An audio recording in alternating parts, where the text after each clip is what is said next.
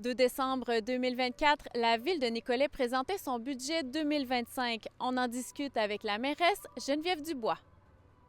Donc, on est ici aujourd'hui pour parler du budget, votre neuvième et non le moindre. Qu'est-ce qu'on retient de ce budget-là?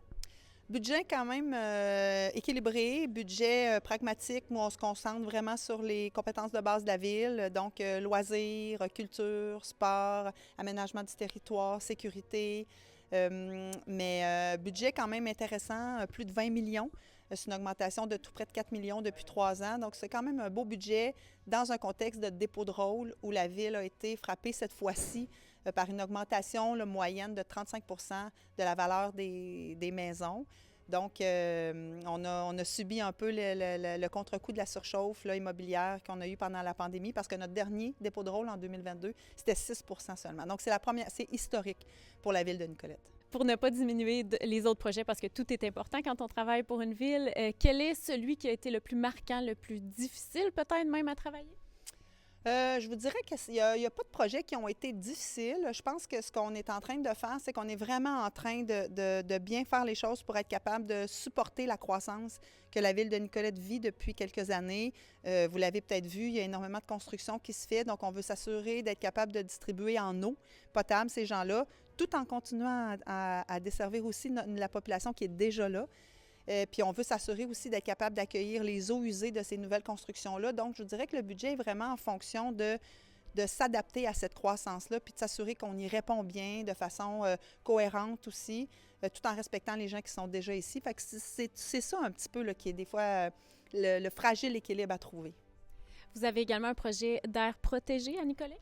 Oui, ça, il ne fait pas partie nécessairement du budget qu'on annonce aujourd'hui, mais oui, on a fait la demande. Le gouvernement a fait des appels de projets. On sait qu'il veut conserver 30 de son territoire. Au centre du Québec, c'est à peine 2 qu'on a. Donc, on avait une opportunité. On est déjà en train de créer un corridor vert là, avec le boisé Saint-Michel, le boisé des Sœurs, notre boisé aussi Saint-Joseph, puis tout ça. Donc, on a voulu ajouter à ça des terrains aussi qui appartiennent au ministère. Donc, on a fait la demande d'avoir un aire protégé chez nous là, dans ce secteur-là. Dans la plupart de nos actions, on a toujours ça en tête, de s'assurer qu'on travaille pour la génération actuelle, mais pour toutes les générations futures dans l'aménagement de nos espaces, tout ça. Donc oui, la transition puis l'innovation fait partie de notre ADN. Donc, au niveau du logement, quel projet on envisage?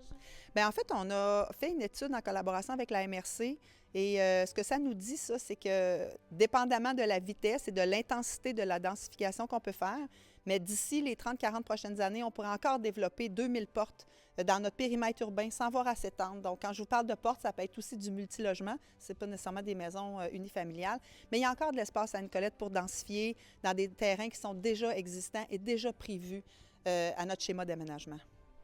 Et pour terminer votre mandat, pensez-vous continuer? En fait, je vais l'annoncer avant Noël. Donc, je suis prête à l'annoncer. Je vais laisser passer la semaine sur le budget, mais rapidement, je vais vous faire part de ma décision.